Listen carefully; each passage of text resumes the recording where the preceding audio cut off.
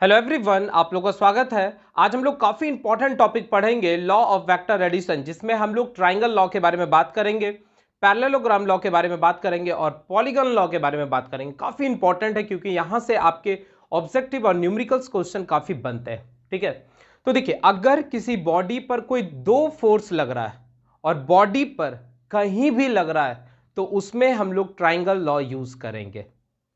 अगर किसी बॉडी पर दो फोर्स लग रहा है और एक ही पॉइंट से डिस्ट्रीब्यूट हो रहा है या एक ही पॉइंट पर आके मिल रहा है तो वहां पर हम लोग पैरेललोग्राम लॉ यूज करेंगे। और अगर किसी बॉडी पर दो से ज्यादा फोर्सेस लग रहा है या वेक्टर लग रहा है तो वहां पर हम लोग पॉलीगन लॉ यूज करेंगे। जनरली आपको बताया हूं कि लॉ ऑफ वेक्टर में हम वेक्टर को फोर्स कंसीडर कर रहे हैं क्योंकि मेनली हम लोग को जो पढ़ाई करना है वो वेक्टर में फोर्स ही करना है। इसलिए हम कहीं कहीं आपको डायरेक्ट लिख दे रहे हैं कि वेक्टर लॉ ऑफ एडिशन और वेक्टर में हम लोग फोर्स को कंसीडर कर रहे हैं। तो जिसमें ट्राइंगल लॉ का बात हुआ तो ट्राइंगल लॉ में क्या होगा, बॉडी को कंसीडर कीजिए और बॉडी पर कहीं भी दो फोर्स लग रहा हो। ठीक है, पर अगर हम लोग पैरेललोग्राम लॉ को कंसीडर करेंगे तो ये देखिए, ये बॉडी है और मान लेते हैं कि इस बॉडी पर दो फोर्स लग रहा है। एक फोर्स आपका F1 लग रहा है और दूसरा फोर्स F2 लग रहा है, पर आप नोटिस कर रहे हैं कि एक ही पॉइंट से लग रहा है। तो अगर किसी बॉडी पर एक ही पॉइंट पर दो फोर्स लगेगा तो वहां पर हम लोग पैरेललोग्राम का यूज करेंगे और बॉडी पर कहीं भी दो फोर्स लग रहा है तो वहां पर हम लोग ट्राइंगल लॉ। तो आई थिंक आपको ट्राइंगल लॉ और पैरेललोग्राम लॉ में अब डिफरेंस समझ में आ गया कि कब ट्राइंगल लॉ यूज करेंगे, कब पैरेललोग्राम यूज करेंगे। और बॉडी पर अगर दो से ज्यादा फोर्स लगेगा, मान लीजिए ये बॉडी है, एक फोर्स यहाँ F1 लगा, दूसरा फोर्स F2 लगा, तीसरा फोर्स F3 लगा, चौथा फोर्स F4 लगा, तो बॉडी पर एक साथ अगर बहुत सारा फोर्सेस लगेगा तो वहां पर हम लोग क्या यूज करेंगे, पॉलीगन लॉ करेंगे। तो सबसे पहला हम लोग पढ़ेंगे कि ट्राइंगल लॉ किसको कहते हैं। तो क्या कह रहा है, ध्यान से सुनेंगे। देखिए, फिगर को अच्छे से समझ में आना आपको चाहिए। कह रहा है कि if two forces are acting on a body, मतलब इफ टू फोर्सेस, और फोर्सेस का मतलब यहां क्या हो गया, वेक्टर हो गया। तो इफ टू फोर्सेस और vector are acting on a body, मतलब किसी भी बॉडी पर कोई दो फोर्सेस लग रहा है तो हर फोर्स का हम लोग रिप्रेजेंटेशन सीखे थे कि फोर्स को हम लोग एरो से रिप्रेजेंट करते हैं और एरो का ये भाग को हम लोग टेल कहते हैं और ये वाले भाग को हम लोग हेड कहते हैं। तो अगर किसी बॉडी पर दो फोर्सेस लग रहा है तो हम उसको टेल हेड के रूल से इस तरह से जोड़ेंगे कि किसी एक वेक्टर का जो टेल है वो पहले वाले वेक्टर के हेड के साथ ज्वाइन हो जाए, कॉन्साइड कर जाए। और जब हम लोग उसके साइड को क्लोज करेंगे इनिशियल से फाइनल तो हमको क्या मिल जाएगा, रिजल्ट मिल जाएगा। तो ट्राइंगल बना के अगर किसी दो फोर्स का रिजल्ट निकाला जाए तो ऐसे लॉ को ट्राइंगल लॉ कहेंगे। क्या डिफिनेशन कह रहा है, if two forces are acting on a body, सामने दिख रहा है कि किसी बॉडी पर दो फोर्स लग रहा है। अब ये क्वेश्चन आता है कि सर ऐसे ही फोर्स लगेगा कि किसी भी तरह से लग सकता है। तो देखिए, आप बॉडी पर किसी भी तरह का दो फोर्स लगाइए। हम लोग एक नॉर्मल केस मान के चल रहे हैं जिसमें आपको हमको समझाने में काफी आसानी होगा, तो हम इस तरह के फोर्स को कंसिडर कर लिए। अदरवाइज और भी डिफरेंट टाइप का फोर्सेस लग सकता हो सकता है इधर से लगे कहीं से भी लगे, पर जब पढ़ाना हो समझाना हो तो सिंपल एग्जांपल लिया जाता है। तो मान लेते हैं कि किसी बॉडी पर दो फोर्सेस लग रहा है। तो देखिए क्या कर रहा है, if two forces are acting on a body then they are joined by tail head rule. तो इसको कैसे करेंगे, टेल हेड के रूल से ज्वाइन करेंगे। क्या टेल हेड रूल होता है, then they are joined by tail head rule in such a way that the tail of any vector coincide मतलब join with the head of another vector and when we closing its side from initial point to final point we get the resultant। ठीक है, so a process by which resultant is calculated by the help of triangle is known as triangle law। एकदम हिंदी में समझिए इसको। कह रहा है कि अगर किसी बॉडी पर कोई दो फोर्स लगे, ठीक है, तो आप किसी एक फोर्स को कंसिडर कर लीजिए। मान लीजिए हम F2 को कंसिडर कर लेते हैं। ठीक है, तो देखिए सबसे पहला करेंगे क्या, F1 फोर्स को एज इट इज उतार दिए, कोई दिक्कत नहीं, जो मैग्नीट्यूड है जो डायरेक्शन है उतार दिए। और F2 का जो टेल है वह F1 के हेड के साथ उसको ज्वाइन कर दिए। और जब हम इसके साइड को क्लोज किए इनिशियल से फाइनल, अपोजिट डायरेक्शन इनिशियल से फाइनल, तो हमको क्या मिल गया, रिजल्टेंट मिल गया। रिजल्टेंट क्या होता है, तो रिजल्टेंट एक सिंगल फोर्स होता है जो बहुत सारे फोर्सेस के इफेक्ट के बराबर होता है। क्लियर हो गया? तो क्या कहा डिफिनेशन कि if two forces are acting on a body then they are joined by tail head rule in such a way that the tail of any vector coincide with the head of another vector, and when we closing its side from initial to final we get the resultant. So a process by which resultant is calculated by the help of triangle is called triangle law. Clear एकदम हो गया? अब देखिए, अगर हम ये force को consider किए, मतलब वेक्टर को कंसीडर किए, तो इसका टेल है, ये हेड है, और दूसरे वेक्टर का हम जो टेल है वो पहले वाले वेक्टर के हेड के साथ ज्वाइन कर दिए, और जब हम इसके साइड को क्लोज किए तो हमको क्या मिल गया? रिजल्टेंट. अब क्वेश्चन ये उठता है कि सर जरूरी थोड़े कि F1 को F2 से ही जोड़े, हम F2 से जोड़े तो कोई दिक्कत नहीं, आप किसी के साथ भी जोड़ सकते हैं.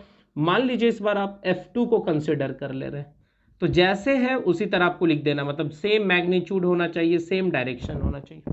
ठीक, एकदम इसी तरह उतार दिए यहाँ पर. और ये वाले फोर्स का जो टेल है ये पहले वाले वेक्टर के हेड के साथ जोड़ दिए, ये देखिए F1.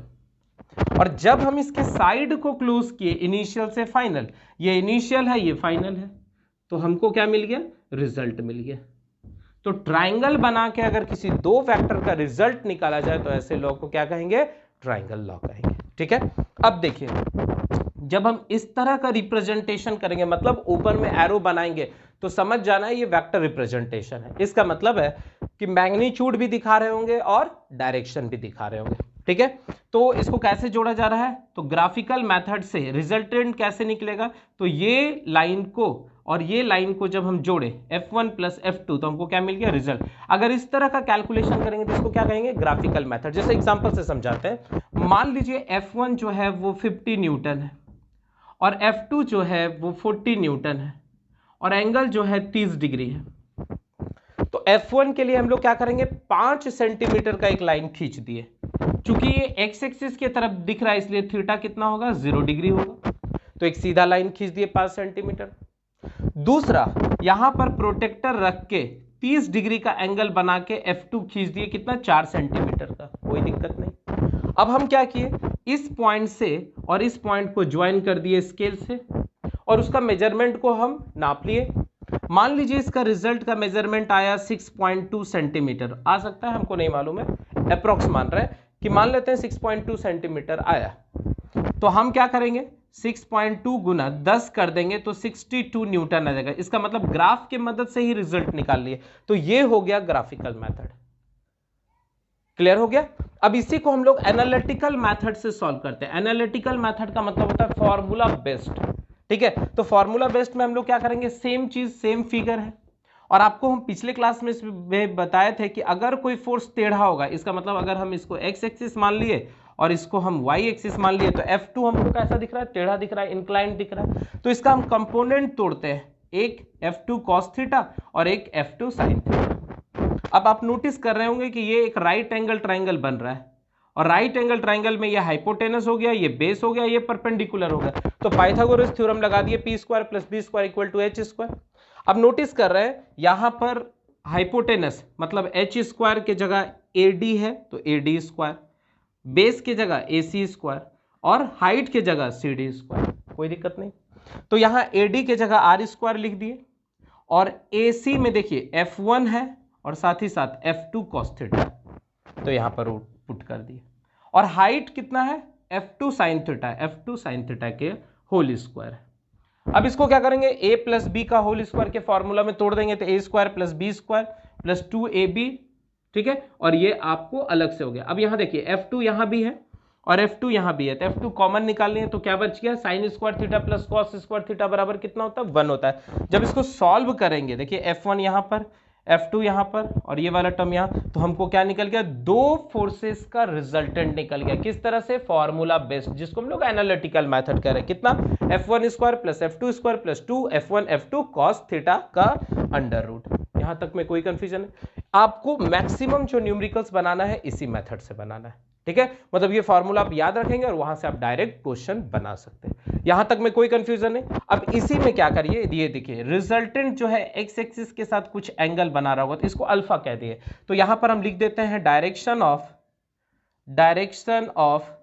Resultant, direction of resultant. तो यहां पर हम लिख देंगे tan अल्फा बराबर देखिए ये परपेंडिकुलर बटे हाइपोटेनस, तो परपेंडिकुलर कितना हो जाएगा F2 साइन थीटा और divided by F1 plus F2 cos theta. तो यहां से क्या होगा, आपको डायरेक्शन ऑफ रिजल्टेंट निकल जाएगा। तो आई होप आपको ट्राइंगल लॉ अच्छे से समझ में आ चुका होगा। इसको फटाफट अपनी कॉपी में नोट डाउन कीजिए और ट्राइंगल लॉ पर बेस्ड हम लोग एक दो न्यूमेरिकल्स देख लेते हैं। ठीक है, चलिए अब हम लोग ट्राइंगल लॉ पर बेस्ड कुछ इंपॉर्टेंट न्यूमेरिकल्स देख लेते हैं। तो पहला न्यूमेरिकल्स क्या कह रहा है, a man walk 10 metre toward east and then turn at an angle of 30 degree to the north of east and walk 10 metre.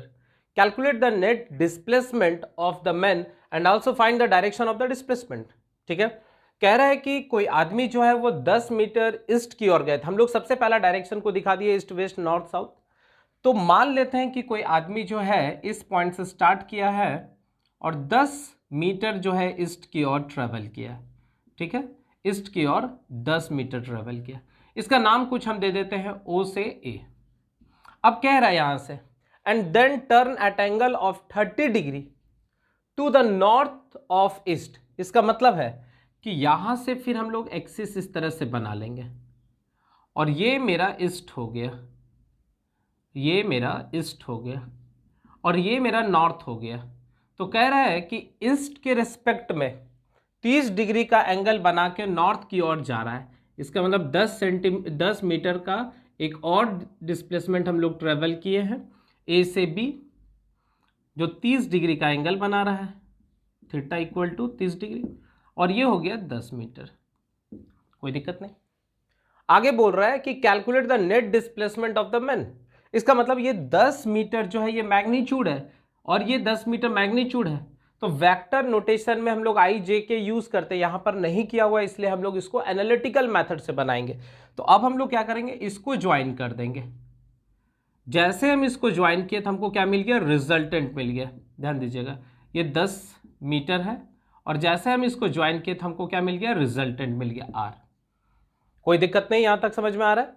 तो हम लोग जानते हैं कि OA बराबर यहां पर आपको दे दिया है क्वेश्चन में कितना है, 10 मीटर है, और AB बराबर ये भी क्वेश्चन में दे दिया है 10 मीटर, और हमको रिजल्टेंट फाइंड आउट करना है। तो हम क्या करेंगे, इसका कंपोनेंट तोड़ेंगे।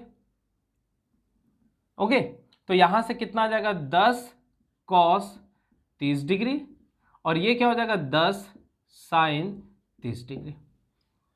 क्लियर एकदम हो गया। तो यहां से रिजल्टेंट का हम लोग फॉर्मूला निकाल सकते हैं, R square is equal to कितना होगा, तो O, इसका कुछ नाम दे दीजिए, ABC, इसको C बोल दीजिए।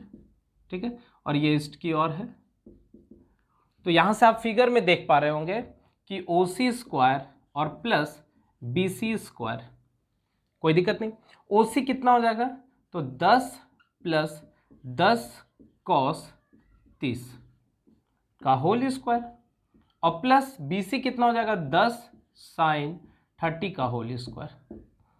इसको अच्छे से तोड़ दीजिए तो ये कितना हो जाएगा, 100 प्लस 100 कॉस स्क्वायर 30 डिग्री और प्लस 2 गुना 10 इंटू 10 कॉस 30 डिग्री और प्लस 100 साइन स्क्वायर 30 डिग्री।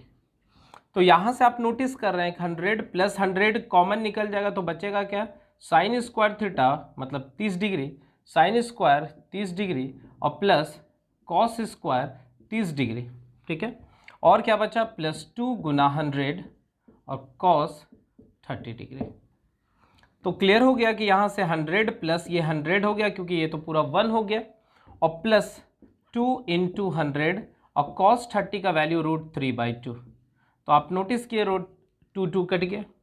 अब आप यहाँ पर देख पा रहे होंगे कि 100 प्लस 100 और प्लस 100 √3 आ रहा है। ये क्या निकल गया, R स्क्वायर।